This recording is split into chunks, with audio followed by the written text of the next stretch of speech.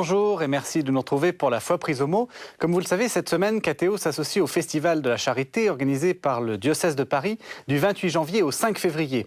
Et pour ce faire, nous vous proposons de revenir sur la première encyclique du pape Benoît XVI intitulée Deus Caritas Est, Dieu est amour, et qui est publiée il y a tout juste 2 ans.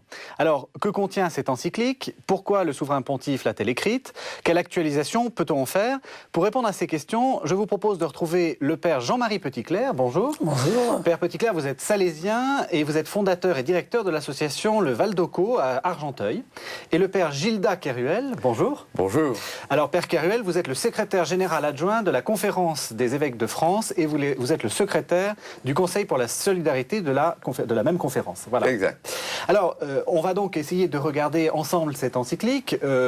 D'emblée, on peut dire que c'est une encyclique très bien construite, très théologique, avec 2 parties. Une partie plus philosophique, on va dire, et une partie pratique. Alors, on va, au cours de cette émission, procéder de manière assez simple. C'est-à-dire qu'on va envisager d'abord la partie théologique, philosophique, et ensuite on parlera de la partie pratique. Et donc, cette encyclique commence par une distinction assez classique entre l'éros et l'agapé. L'éros étant l'amour ascendant, c'est-à-dire on part de nous et on va vers Dieu, et l'agapé étant une sorte d'amour descendant, un amour désintéressé qui pourrait venir de Dieu. À votre avis, pourquoi est-ce que le pape commence par faire cette distinction et quel sens elle a dans l'encyclique? Écoutez, je crois que ce qui est intéressant à dire, c'est que c'est la première encyclique d'un pape. Et la première encyclique d'un pape, c'est toujours un événement, parce que c'est l'équivalent d'un discours-programme, finalement. Autrement dit, pour nous Français, le titre est même un peu trompeur. Parce que Deus Caritas Est, on croit qu'on va parler de la charité, de l'amour, que ça va planer à 20 000 mètres. Et en fait, derrière sa culture énorme, comme chacun sait, le pape parle dans ses encycliques d'un tas de choses. Il aborde un tas de sujets politiques, économiques, philosophiques, historiques, théologiques, dans tous les sens. Ça fuse dans tous les sens. On pourrait faire une dizaine d'encycliques à partir de tout cela. Et peut-être qu'après, il pourra décliner dans d'autres documents au fil de son pontificat. Et alors pour la question que vous posez entre l'amour descendant et l'amour ascendant, le dodim, la haba, etc., ce sont des catégories tirées de l'Ancien Testament qui veut parler de la manière dont nous vivons l'amour, qui monte, qui cherche à s'exprimer.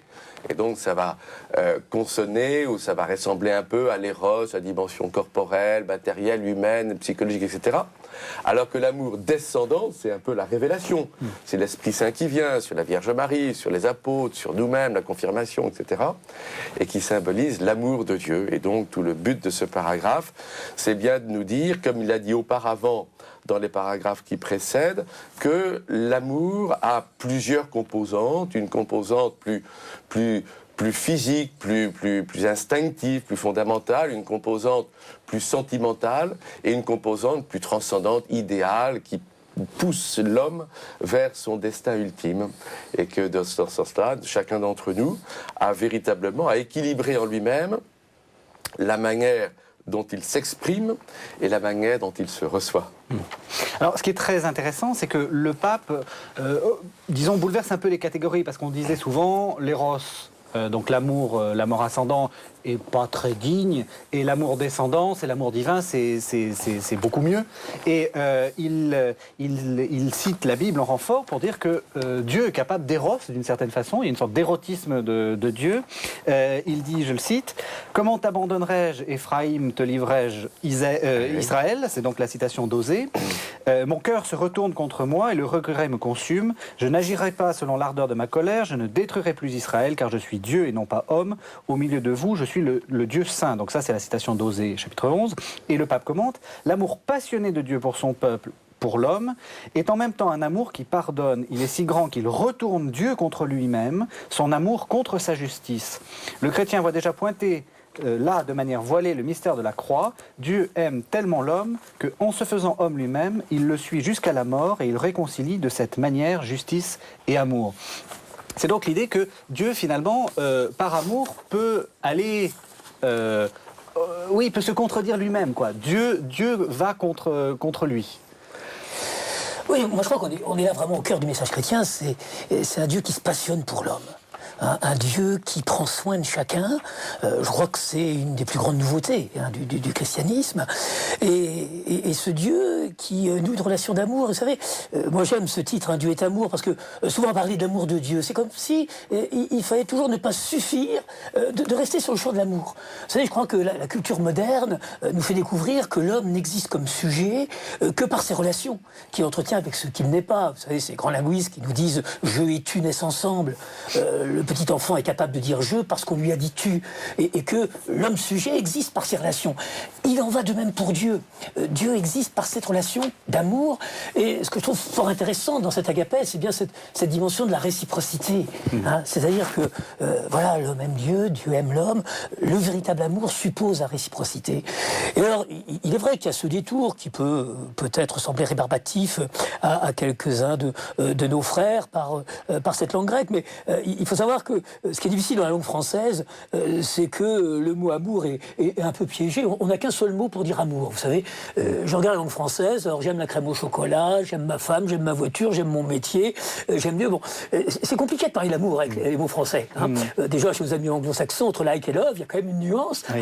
Mais nous, on a une langue qui, effectivement, est assez difficile. Et le pape est bien sûr obligé de passer par cette langue grecque avec Eros, où l'autre est un peu l'objet de ma passion amoureuse. Il y a Philia, où l'autre m'attire par sa beauté. Et puis l'agapé, vous savez, dans ce remarquable dialogue de Jésus ressuscité avec Pierre, Pierre m'aimes-tu? On comprend rien en français, parce qu'on a toujours le mot aime. Et en fait, j'en joue sur les différents registres de l'amour philia, de l'amour agapé.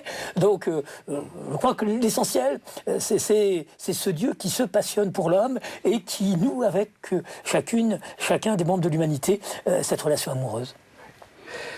La manière dont vous avez posé la question est tout à fait intéressante. Parce que justement, vous allez directement en disant mais pourquoi y a-t-il cette dimension, etc., qui s'oppose à une autre dimension? Alors que c'est ce que a traité le pape dans les paragraphes qui précèdent en fait 4, 5, 6, etc., où le premier message du pape dans cette première partie, c'est de dire il faut réconcilier dans l'homme les trois grandes dimensions de l'amour si on veut le vivre pleinement. Un érotisme purement matériel, ça ne mène pas loin. Et ça, tout le monde le comprend. À la limite, tout le monde ne parle. Il faut réconcilier la dimension plus physique, la dimension plus sentimentale et la dimension plus idéale, transcendance, lien à l'autre. Et c'est pour bien faire comprendre ça, qu'il arrive à ce qui pour nous est un peu paradoxal, voire un peu choquant, à parler de l'érotisme de Dieu, que vous avez souligné. Mais il faut comprendre que cette formule choc du pape, et il sait en avoir quand il en veut, a vraiment pour but pour dire, saurons-nous véritablement ne pas être des gens unidimensionnels, avoir une vie intégrale, une vie pleine, une vie belle, qui réconcilie les trois grandes dimensions qui composent ce qu'on appelle l'amour d'un grand mot. Alors justement, cet érotisme de Dieu, donc ce désir de Dieu envers l'homme, ou cet amour de Dieu envers l'homme, il le disait dans le paragraphe 10 là, qu'on vient de citer, s'accomplit pour le pape dans l'Eucharistie, dans la livraison de Jésus à l'humanité et à la mort pour la résurrection, et dans l'Eucharistie. Comment est-ce qu'on peut faire ce lien entre amour et Eucharistie ? Je ne sais pas, tu commences. Moi, ce qui m'intéresse, c'est la subtilité de construction du texte à cet endroit-là. Parce que, et ça aura des grosses conséquences dans la deuxième partie de l'encyclique, bien plus tard, même si le lecteur a un petit peu oublié. Il passe très rapidement, dans le même numéro, qui est le numéro 12, de ce qu'il appelle la véritable nouveauté de la Bible. Et la véritable nouveauté de la Bible, c'est de dire la Bible nous proclame la tendresse d'un Dieu qui s'engage dans l'histoire humaine. C'est pas le grand horloger qui existe et que je puis croire que cette horloge marche, etc. Non, non. C'est une puissance d'amour, capable de sentiments, capable d'un dessein créateur, capable d'un plan qui se déroule depuis le début de la création et dans laquelle nous sommes nous-mêmes imbriqués. Et là, alors, dans un raccourci assez saisissant, au moment du Christ, il passe de la figure même du Christ, Noël, au ministère du Christ, 3 lignes plus loin, Dieu recherche, cet agir de Dieu acquiert une force dramatique quand Dieu recherche lui-même la brebis perdue. 3 lignes plus loin, dans sa mort sur la croix, s'accomplit le salut de l'homme. L'encyclique fait 40 pages ou 50 pages selon l'édition. Et bien dans le même paragraphe, on a toute la vie du Christ. Et 4 lignes après, qu'est-ce qu'on trouve? L'Eucharistie. Et là, en 2 paragraphes, en passant de Noël au ministère du Christ, au salut du Christ, la rédemption, à l'Eucharistie, on arrive à aujourd'hui. Le but de cette affaire-là, dans la première ligne du paragraphe 13, à cet acte d'offrande du Christ, Jésus a donné une présence durable par l'institution de l'Eucharistie, et 3 lignes plus loin, l'Eucharistie nous attire dans l'acte d'offrande de Jésus. Ça nous aide, nous, 21 siècles plus tard, à nous sentir partie prenante dans l'Eucharistie, de l'aventure même de Jésus, qui ressuscité est présent à nos côtés. Autrement dit, pour toute personne qui a la foi, d'une manière très consciente, réfléchie, d'une manière classique, sans trop y penser tous les jours, eh bien cela nous aide à comprendre à quel point notre vie religieuse nous fait rentrer dans l'être même du Christ, qui nous accueille comme un père et qui fait de nous ses enfants. Et tout le reste va s'enclencher par la suite. Oui, et tout le reste, c'est quasiment, donc c'est le paragraphe 14, où le pape dit l'union avec le Christ et en même temps union avec tous ceux auxquels il se donne. Je ne peux avoir le Christ pour moi seul, je ne peux lui appartenir qu'en union avec tous ceux qui sont devenus ou qui deviendront siens. Oui, parce que, vous savez, on reconnaît le Christ à la fraction du pain. C'est essentiel, ce geste de la fraction.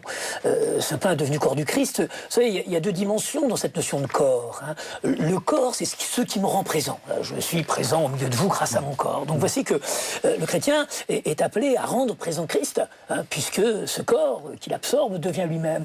Et puis la signification sociale, quand je parle du corps des sapeurs-pompiers, je parle qu'il en faut un qui soit agile au volant, l'autre agile sur l'échelle, l'autre costaud pour dérouler le tuyau. C'est-à-dire que c'est ensemble que ce corps va répondre à sa mission. C'est-à-dire qu'on ne peut pas rendre présent Christ seul. C'est en Église, Alors, moi aussi, je trouve effectivement merveilleuse cette évocation de l'Eucharistie au cœur de cette encyclique, car l'Eucharistie est véritablement le sacrement de l'amour. Hein, et dans ces 3 dimensions, hein, c'est Jean-Paul II qui rappelait hein, la dimension du passé, la dimension du présent, la dimension du futur. Hein, je crois qu'il y a une dimension intemporelle. Il y a la mémoire du passé, de ce Fils qui va jusqu'à donner sa vie pour l'homme, et nous faisons mémoire de cet acte d'amour suprême. Il n'y a pas de plus grand amour que de donner sa vie pour ceux qu'on aime.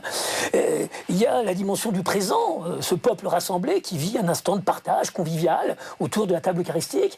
Et puis, j'aime souvent dire aux jeunes que participer à l'Eucharistie, c'est aussi participer au rêve de Dieu sur le monde, la dimension du futur. C'est-à-dire combien serait formidable notre société si elle était une société de frères, où chacun soit considéré comme un compagnon autour de la table, partageant le même pain. Donc, je crois que dans l'Eucharistie, à la fois on fait mémoire, mais c'est une mémoire active qui nous incite à partir d'expériences du présent, eh bien, à aller construire. Et vous savez, j'aime souvent dire que c'est assez étonnant hein, que si les chrétiens ont choisi le mot messe pour définir l'Eucharistie, messe, ça vient de mittérer envoyer. C'est-à-dire que ceux qui choisissent comme définition, ça va être cet envoi pour construire ce monde d'amour. Célébrer le Dieu d'amour ne peut avoir de sens si nous ne sommes pas envoyés pour construire la civilisation de l'amour. Dans ce sens-là, moi, je voudrais bien, pour donner de l'appui à ça, reprendre la première ligne du paragraphe que vous avez sauté à pieds joints et qui explique bien la suite du paragraphe. Parce que la phrase est une phrase choc et de temps en temps, on trouve quelquefois le langage du pape un peu compliqué, mais il a quelquefois le sens du mot. Et derrière chaque mot, il y a un poids de réflexion et un poids de vie. Et pour la suite, ça a encore une grosse importance et ça reprend bien ce que vient de dire Jean-Marie. La première phrase dit « La mystique du sacrement a un caractère social. » Et en 2 mots, en une phrase, parce que nous, on va souvent opposer. Social égale politique, égale s'engager, etc. Mystique égale église, égale se regarder vers le ciel, etc. La mystique du sacrement a, en elle-même, un caractère social. Et là, après, vient la phrase que vous avez citée à juste titre, « L'union avec le Christ est en même temps union avec tous ceux auquel il se donne. Ça veut dire que, à chaque fois que je communie dans une messe du dimanche ou que je participe à l'Eucharistie, je suis en union avec tous ceux auxquels lui se donne, et non pas ceux avec qui moi je vis. Et la question va devenir, pour qui Jésus a-t-il donné sa vie? Pour qui Jésus a-t-il donné sa vie? Et est-ce que moi, je suis en union avec eux? Vous imaginez toutes les conséquences? Eh bien souvent, on ne va pas tout à fait au bout de la phrase. Et après, alors, il pourra enchaîner sur des commentaires de paraboles pour dire que si nous, on prétend être en union avec le Christ, ça veut dire que notre cœur devient semblable au sien, naturellement. Ça veut dire que nous, eh bien, on va être en union avec tous ceux pour qui il est mort. Et pour l'expliquer au paragraphe suivant, il prendra des modèles de paraboles, il reparlera du jeune homme riche, il parlera du bon samaritain, il parlera du récit sur le jugement dernier, des tas de récits comme ça qui peuvent nous interroger dans le concret de notre vie d'aujourd'hui et qui nous aident à faire de notre foi, de notre religion, non pas quelque chose de lointain et d'étranger au quotidien des jours, mais au contraire de très enraciné dans le monde que nous contribuons à sauver un petit peu avec le Christ en construisant son royaume. Donc on voit bien comment il passe de l'amour de Dieu finalement à l'amour des hommes par une sorte de série de médiations qui en fait se retrouvent sans médiation. C'est la même chose. Voilà. C'est un collage, on pourrait dire aujourd'hui. Ouais. Il y a un collage. Il y a un collage et le raccourci du texte l'illustre très bien. Et alors, oui, pardon, excusez-moi. Oui, c'est cette formule de Saint-Augustin, il n'y a pas deux amours, hein, l'amour de Dieu et l'amour de l'homme, il y a un seul et même amour. Et de se dire que le plus grand drame d'un père de famille, moi j'en côtoie beaucoup dans mon travail d'éducateur, c'est toujours lorsqu'il voit ses enfants se haïr, se détester, se combattre. C'est-à-dire que, lorsque on a une si forte relation d'amour du père, c'est une incitation à vivre l'amour fraternel. Je dis souvent aux jeunes que j'aime résumer, moi, l'évangile en une équation. Confesser Dieu Père, c'est vivre en frère. Bon. Mais comme vous le disiez, poser un geste de fraternité à l'égard de celui qu'on choisit comme ami, celui qui partage nos goûts, ça, tout le monde, c'est facile, tout le monde peut le faire.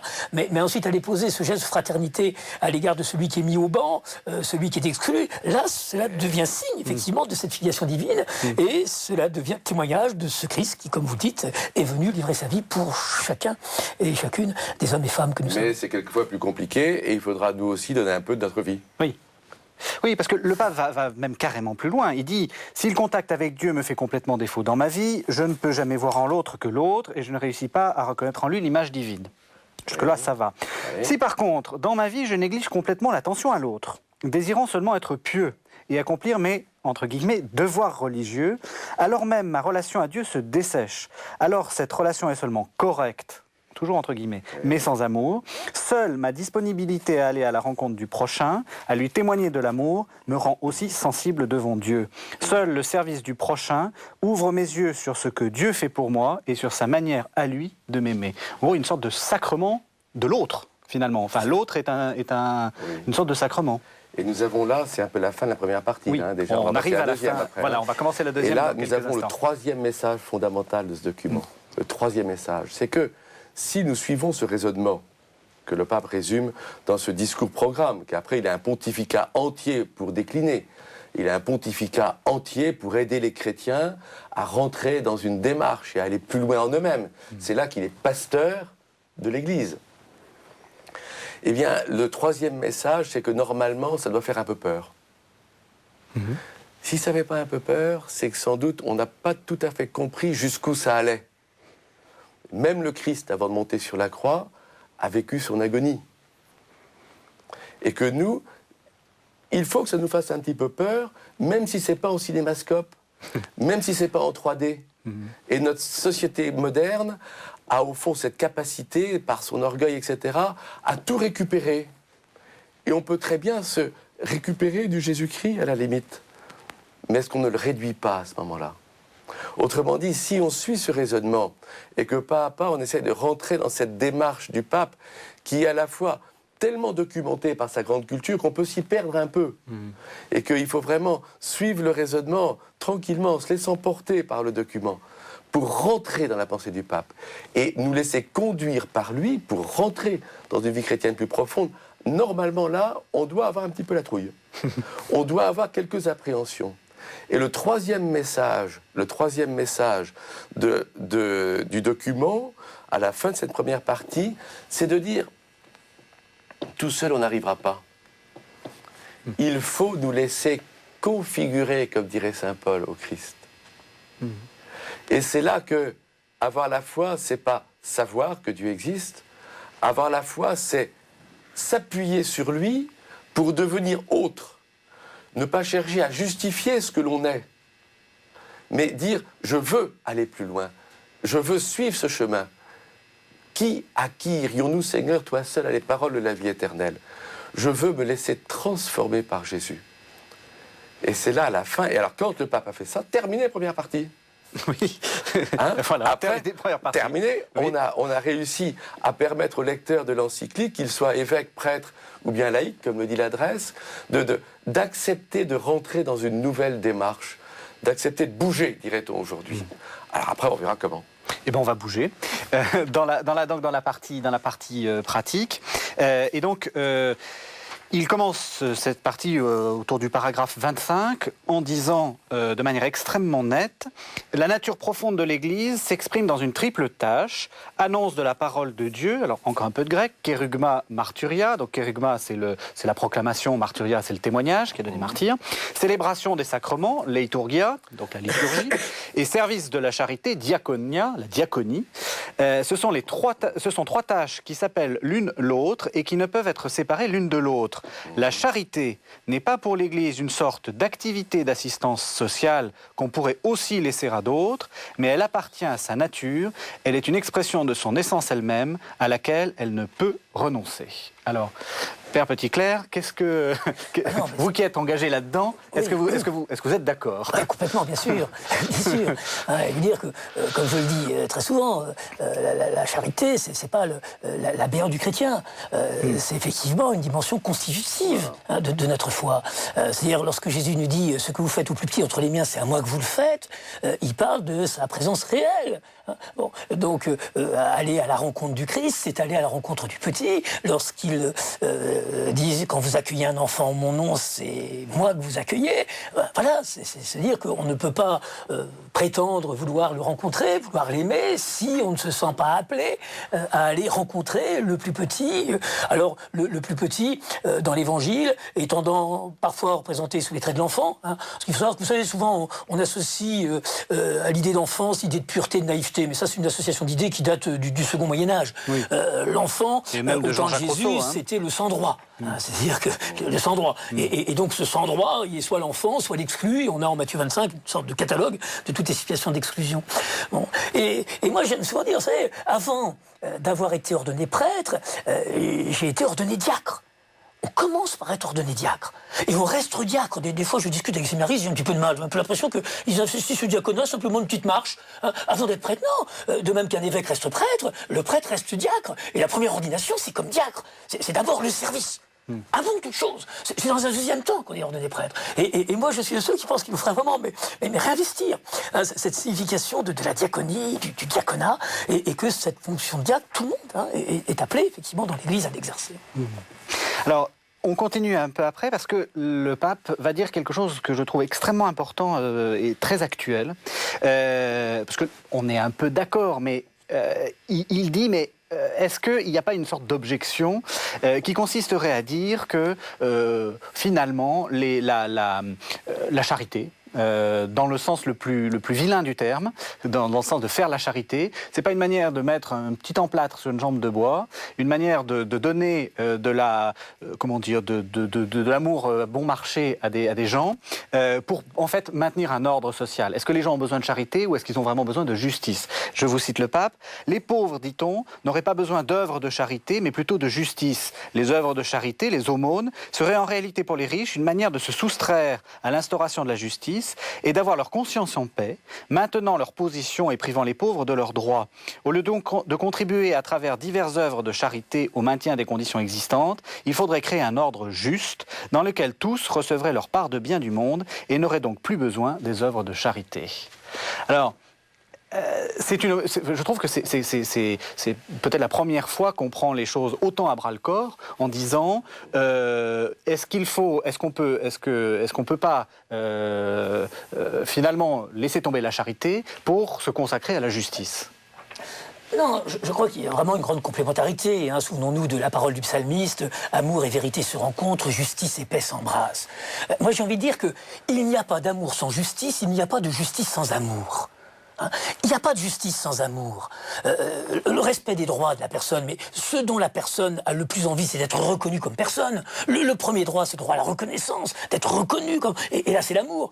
Et il n'y a pas d'amour sans justice. Parce qu'effectivement, vous savez, je connais des enfants qui souffrent de n'être pas assez aimés, j'en connais d'autres qui souffrent d'être trop aimés, mais trop mal aimés. Une sorte d'amour pléthorique. Hein. Et Cyrulnik nous dit que parfois, la pléthore affective peut... laisser autant de séquelles que la carence affective. Hein. La justice, c'est le respect du droit de l'autre, c'est le maintien de l'altérité. Alors, moi, j'aime beaucoup ce passage, cette charité, parce que j'aime parler un petit peu des trois dimensions de la charité. Imaginez que un frère sonne à votre porte parce qu'il a faim. Bon, première dimension, vous allez dans votre frigo, vous faites un sandwich et vous lui donnez. Je veux dire que ça, c'est la dimension de la proximité fraternelle. Et combien est-elle importante? Bon. Mais une fois que ce SDF vous a quitté, vous vous retrouvez dans votre salon et vous vous dites, mais quand même, qu'il y ait des gens qui sont obligés de quémander, puis celui qui a quémandé, c'est celui qui a osé. Peut-être que celui qui est le plus en difficulté, il n'ose pas. Il n'ose pas. Bon. Alors, je vais vous dire, c'est quand même pas normal dans notre pays qu'on soit obligé d'aller quémander quand on a faim et vous vous engagez dans les restos du cœur. Ça, c'est la dimension institutionnelle. La deuxième dimension, je vais travailler dans une institution qui va essayer de faire respecter ce droit. Et puis, après avoir bossé tout un mois au resto du cœur, vous revenez dans votre salon, puis vous réfléchissez vite quand même. On est la 5e puissance économique du monde, on a des salaires mirobolants, et on n'est pas capable que chacun puisse avoir le droit de se nourrir. Et là, on arrive à la dimension politique. Et je veux dire, cessons d'opposer ces dimensions. L'Église va être porteuse de ces trois dimensions de la charité, avec des chrétiens engagés dans la dimension de proximité fraternelle, avec des institutions ecclésiales, et puis avec ce combat pour une plus grande justice. Hein. Alors, Don Bosco, auquel je me réfère, était plutôt au 2e niveau. Hein. Et il disait, oh, laissons les jésuites au 3e, ils sont plus doués que nous, ils comprennent. Bon. Et puis aussi la dimension de proximité, parce que de dire d'attendre la grande révolution ou le grand soir pour commencer à s'occuper du frère en difficulté, ça ne va pas non plus. Donc je trouve que ce qui est très intéressant, c'est bien cette complémentarité. C'est une des grandes bonnes nouvelles, c'est qu'il n'y a pas de loi sans amour, il n'y a pas d'amour sans loi. Et que cette conjugaison de l'amour et la loi, travaillant les textes de Saint Paul, me paraît une des excellentes bonnes nouvelles dont le monde a tant besoin aujourd'hui. Moi, je voudrais juste revenir sur le statut différent des deux citations que vous venez de faire. Au début de la deuxième partie, on va passer à des choses plus concrètes.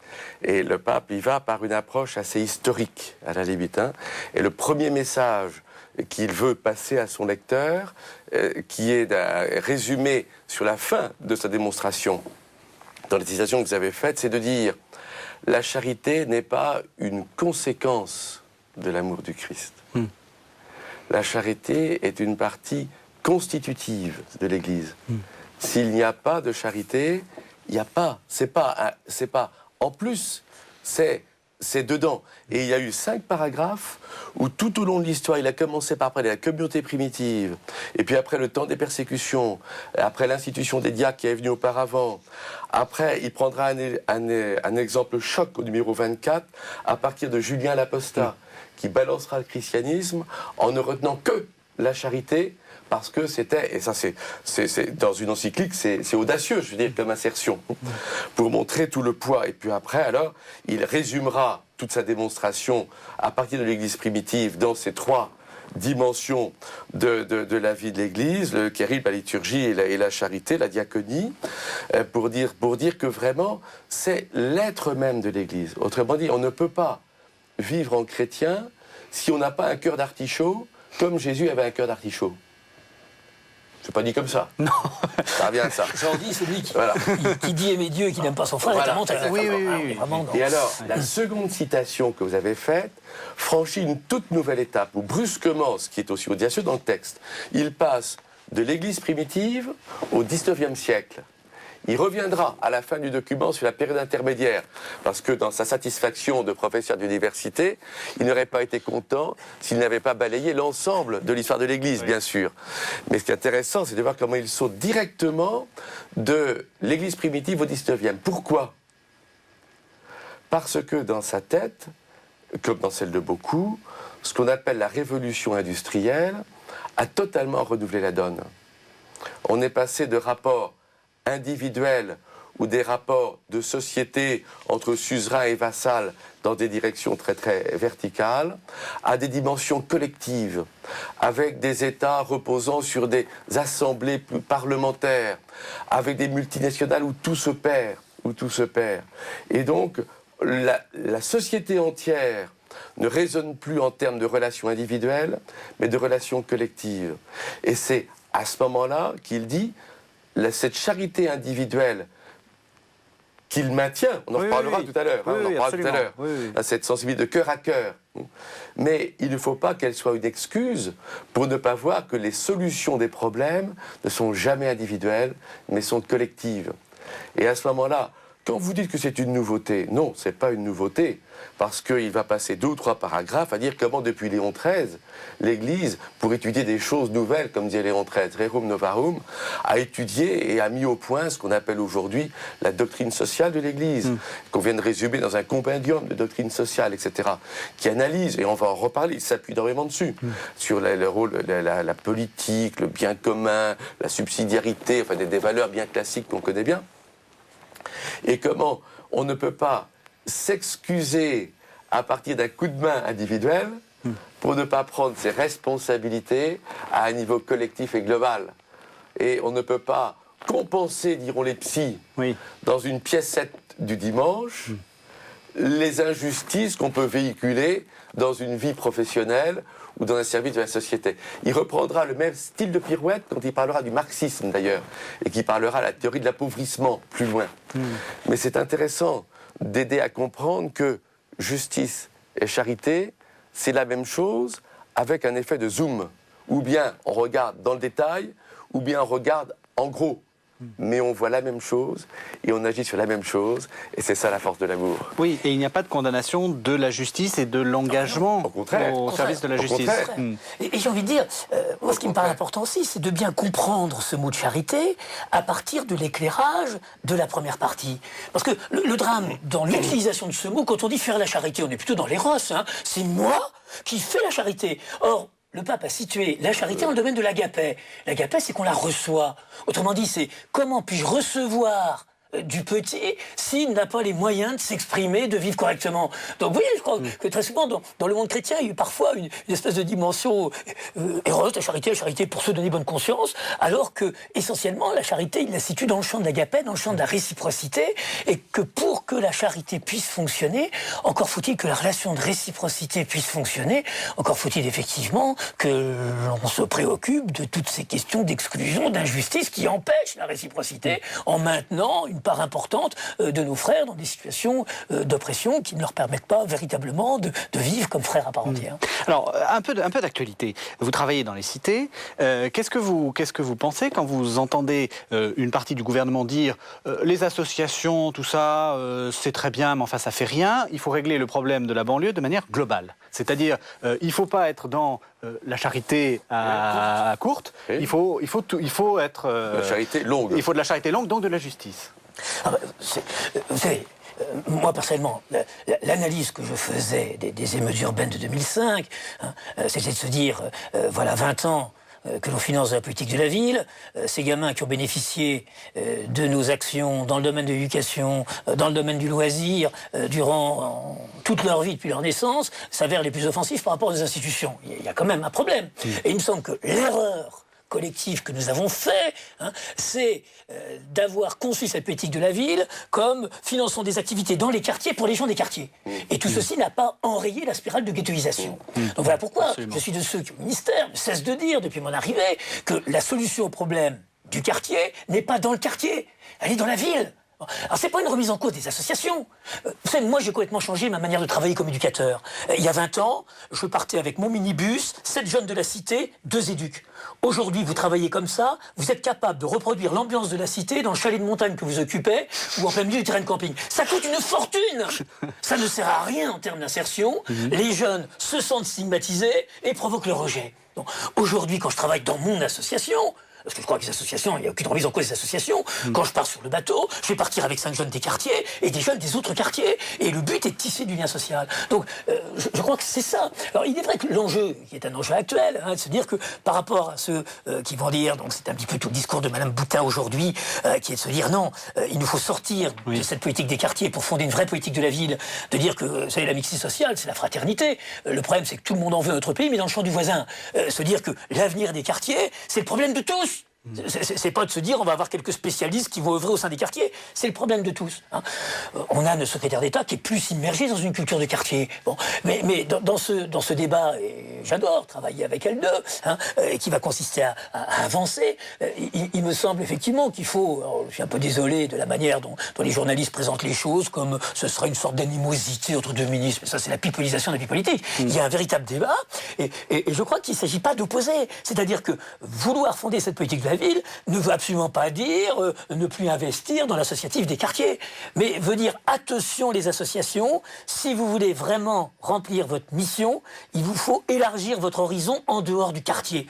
C'est à vous d'emmener les jeunes, de permettre à un jeune d'aller dans une autre école que celle du quartier, de l'emmener au musée qui est dans la ville. C'est à vous de le faire sortir. Surtout, ne vous enfermez pas. Donc je crois que c'est plutôt cette logique d'enfermement. Mais il va s'agir toujours de conjuguer effectivement cette grande dynamique et puis avec le maintien des actions concrètes pour améliorer au quotidien. Moi, je pense que ça ne s'oppose pas, mais que ça doit toujours se conjuguer. Oui, donc on est tout à fait dans le discours du pape, en fait, que les deux... Oui, la justice et la charité. Oui, mais à ce moment-là, il commence à rentrer dans des points encore un peu plus difficiles. C'est qu'à partir du moment où on a dit ça, il faut savoir ce qu'on va faire et comment. Et on va rentrer dans le grand débat qui va lui prendre pas mal de paragraphes, de savoir mais qu'est-ce qui relève du travail de l'Église, qu'est-ce qui relève du travail de l'État. Et puis, si l'État, laïcité à la française, tout ce qu'on veut pourrait-on dire, pour actualiser ici en France l'affaire, s'occupe un petit peu de tout, est-ce que le fait d'être chrétien, ça aide ou ça aide pas ? C'est finalement des questions qu'on se pose beaucoup. Bien sûr. Et de savoir comment on va faire. Et dès la fin de cette partie, avant de rentrer dans la 5e partie de l'encyclique, il commence à monter le bout de son nez dans ce paragraphe 28. Il faut définir maintenant l'engagement nécessaire pour la justice et le service de la charité. Et là, il décline l'ordre juste de la société est le devoir essentiel du politique. Alors, est-ce qu'il faut des conseillers près du politique ? La justice est le but, deuxième point du raisonnement. La justice, c'est bien le but et la mesure intrinsèque de toute politique. Une politique sera bonne si elle fait avancer la justice, qui est la forme collective de l'amour. Et donc, troisième élément du raisonnement, à ce moment-là, politique et foi se rejoignent. Mais alors, dans la répartition des rôles, à partir du moment où la détermination des choses dépend du ministère, etc., du politique, en résumé, à quoi ça sert d'être chrétien ? C'est une bonne question, vous ne croyez pas ? Et là, quand on prend le paragraphe suivant, il y a 3 choses que le pape relève. Et je crois que c'est important à dire, parce que ça nous aide peut-être, nous chrétiens, et ce texte est destiné à tous ceux qui veulent à la fois vivre de la foi, ou bien même de l'extérieur, voir comment fonctionne la foi, à la limite. Le premier point qu'il lit, c'est le numéro 28-29. Il dit « La foi va sans cesse venir purifier la raison. La raison va déterminer. La politique va décider. Mais qu'est-ce qui, dans la politique et dans les raisonnements humains, va permettre de purifier, va permettre de décanter, va permettre de dépasser les faux problèmes, les compensations, les prenages de pieds dans les tapis, etc., etc. La foi a un rôle sans cesse purificateur. Bienheureux ceux qui ont ce point de repère au-delà du champ politique, au-delà du champ concret, pour sans cesse recentrer leur raisonnement et aller de l'avant. C'est la première chose qu'il indique. La deuxième chose qu'il indique comme critère et le rôle de l'Église va être ça, dans une société même laïcisée. Et ça, c'est un thème tout à fait d'actualité, pourrait-on dire. Hein. L'Église réveille sans cesse les forces spirituelles. L'Église réveille sans cesse les formes spirituelles, religieux ou pas religieux. Chacun a besoin d'idéal. Chacun a besoin d'y croire à ce qu'il fait, même s'il est athée, même s'il a d'autres idéologies. S'il n'y croit plus, eh bien, ça ne marchera plus. Si une culture d'entreprise s'effondre, personne ne fait plus rien. Et bonjour à ce moment-là, les salbigondis, les déperditions d'énergie, en échelle et tout ce qu'on veut. Et on va à la côte, comme on dit chez les marins. L'Église, sans cesse, par une vie intérieure, en creusant l'idéal, en nourrissant l'âme, en fournissant des points de repère, réveille les forces spirituelles. Et le troisième point, c'est que le débat qu'on fait sans cesse, y compris dans les journaux à l'heure actuelle, dans la presse et dans l'actualité très immédiate, va devoir sans cesse articuler les relations de l'État et de l'Église pour pouvoir aller de l'avant dans des domaines comme ça, et ça, on est tous impliqués là-dedans. Alors, il nous reste une petite dizaine de minutes pour voir cette fameuse cinquième partie que vous annonciez, qui sont, parce que là, le pape arrive à un moment où il se dit, bon, bah, maintenant, il y a des associations caritatives partout, qu'est-ce qui constitue la spécificité chrétienne? Alors, il distingue plusieurs caractéristiques. La première, c'est la compétence, très, très bizarrement, parce qu'on est un peu dans... Oui, enfin, j'en laisse un peu tomber. Mais enfin, l'une de celles que je voulais, vous êtes impitoyable. L'une de celles que je voulais mettre en avant, c'est la compétence. Parce qu'on a souvent l'impression qu'il suffit d'être bénévole et que c'est déjà bien assez gentil d'être bénévole. Et le pape dit, en ce qui concerne le service des personnes qui souffrent, la compétence professionnelle est avant tout nécessaire. Les soignants doivent être formés de manière à pouvoir accomplir le geste juste au moment juste. Me prenant aussi l'engagement de poursuivre les soins. La compétence professionnelle est une des premières nécessités fondamentales, mais elle seule ne peut suffire. Vous êtes d'accord? Est-ce qu'on n'a pas été un peu amateur dans la charité chrétienne? Attendez, on peut être d'accord tout en étant amateur.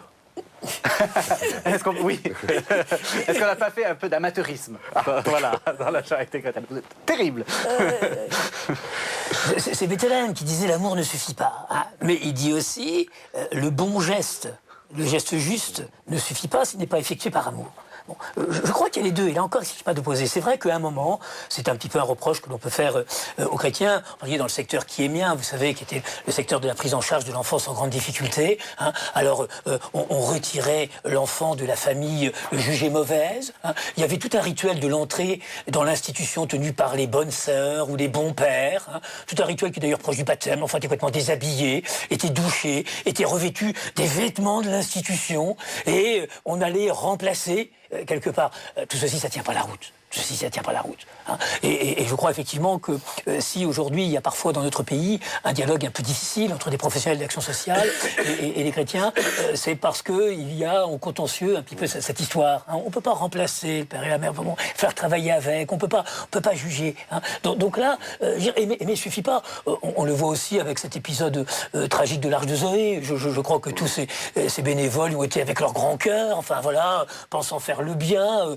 se dévouant corps et âme. Mais s'il n'y a pas quand même un peu une analyse de la situation, une lucidité, vous voyez ce que je veux dire? Donc là, je me retrouve tout à fait, mais là encore, n'allons pas opposer. Il faut dire, même si on est bénévole, nous, au Val-d'Ocaux, on travaille avec des professionnels, on travaille avec des bénévoles, et combien on insiste sur la formation des bénévoles. C'est vrai parce qu'on est bénévole, qu'il n'y a pas à se former, enfin, je veux dire, à la compréhension, du décryptage, des comportements des adolescents que nous côtoyons, parce que sinon, on pourrait effectivement avoir des réponses qui n'aident pas l'enfant, l'adolescent à grandir. Je prends mes exemples dans ce champ de l'enfance et de l'adolescence que je connais.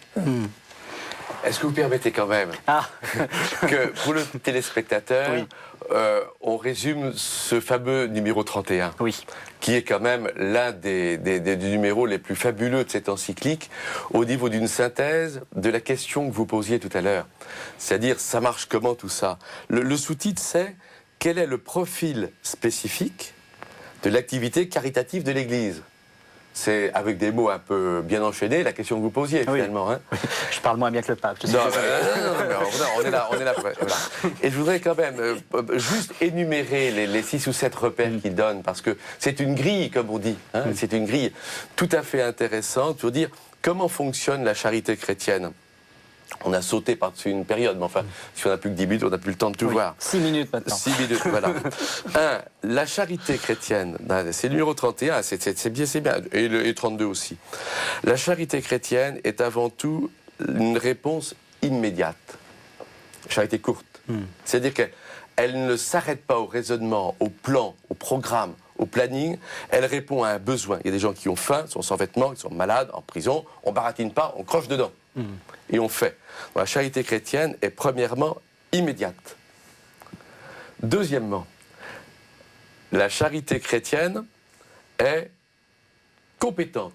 J'ai sauté par-dessus l'humilité, en fait, quand je disais 3 tout à l'heure. On va en revenir. J'aimerais terminer là-dessus. La charité chrétienne est compétente. Nous sommes dans une époque de société dite avancée, où on ne peut pas se contenter d'amateurisme dans des problèmes qui marchent à coup de système et pas simplement d'entraide uniquement individuelle. Charité longue. Il faut être compétent dans ce qu'on fait, sinon il y a des retours de manivelle. Troisièmement, c'est une charité qui part du cœur, parce que l'amour parle au cœur. Ça suppose d'avoir du cœur, ça suppose de former son cœur. Quatrièmement, la charité chrétienne s'appuie sur une foi et non pas sur une idéologie. Donc, la charité chrétienne sera indépendante de tous les partis, de toutes les idéologies. Et que quel que soit son parti, ou à la limite, quelle que soit son idéologie, on doit pouvoir vivre une charité chrétienne quelque part. Le message du Christ s'adresse à tout l'homme et à tous les hommes. Je saute par-dessus l'incise sur le marxisme qu'il y a à cet endroit-là. Cinquièmement, la charité chrétienne est gratuite. Ça veut dire, pour nous chrétiens, qu'elle n'est pas prosélyte. Je ne vais pas te donner à déjeuner si tu viens à la messe dimanche prochain. Je ne vais pas te donner une subvention si, etc. Elle est gratuite parce que l'amour de Dieu est gratuit. Et je trouve que ce paragraphe 31, eh bien, c'est l'un des plus grands paragraphes de l'encyclique que l'on peut reprendre. Le dernier critère, c'est de dire, parce que ça va enchaîner sur la suite du raisonnement du pape, cette charité se vit à tous les niveaux. Elle se vit au niveau du chrétien de base. Chacun d'entre nous est concerné dans son cœur.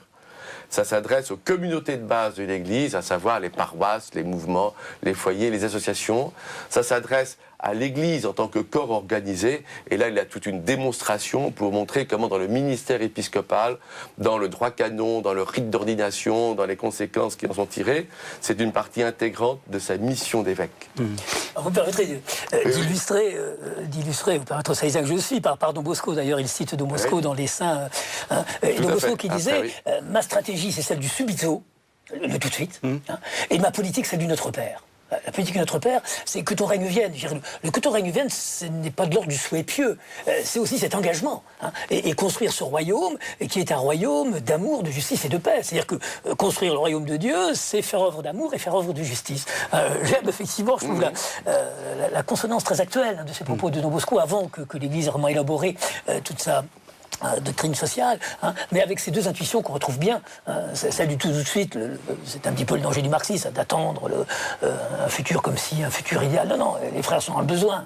Et puis cette politique du Notre Père, et moi personnellement, parce que des fois on me questionne sur mon engagement, moi je me réjouis de travailler aux côtés d'une ministre de droite et d'une secrétaire d'État de gauche, et devrait pour effectivement tenter de lutter contre l'exclusion de ces quartiers, car on sait que cet enfermement, ce dont souffrent le plus de jeunes, c'est cet enfermement. Aller les aimer, les aider, si on ne les aide pas à sortir de ce ghetto linguistique, culturel, eh bien on ne résout rien à leurs problèmes. Et donc il va à la fois avoir cette relation de proximité, moi j'essaie de la vivre au sein du Valdocco, et puis aussi tenter d'offrir des conditions pour lutter contre cet enfermement. Alors j'aimerais juste terminer, parce qu'il reste là pour le coup très peu de temps, par un bout du paragraphe 35 pour montrer aussi aux téléspectateurs que c'est une encyclique qui est... Ah oui, je suis désolé. Hein, non, on va pas jusqu'au bout.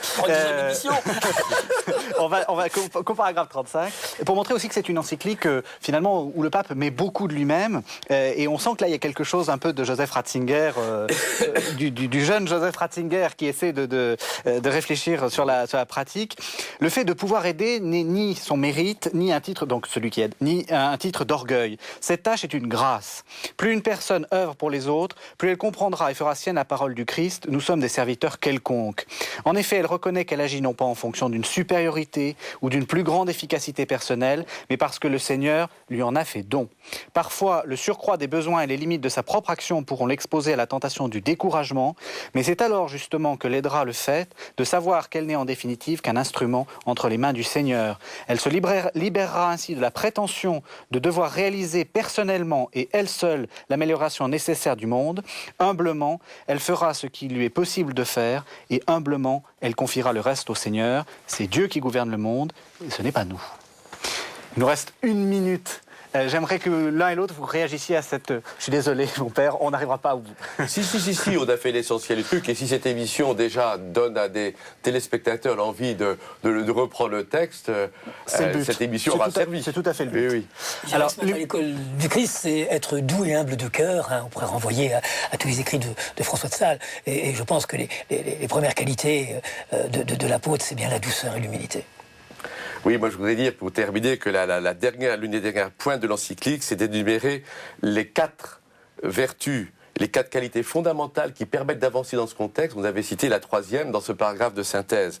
La première, au numéro 33, c'est se laisser guider par la foi.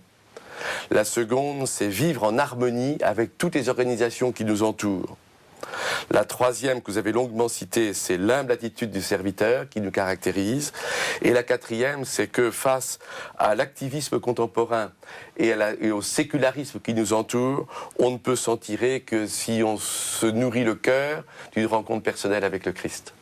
Eh bien, merci à tous les deux. Quant à nous, on se retrouve la semaine prochaine pour un nouveau numéro de La foi prise au mot. Merci beaucoup. Merci à vous. Merci Jean-Marie.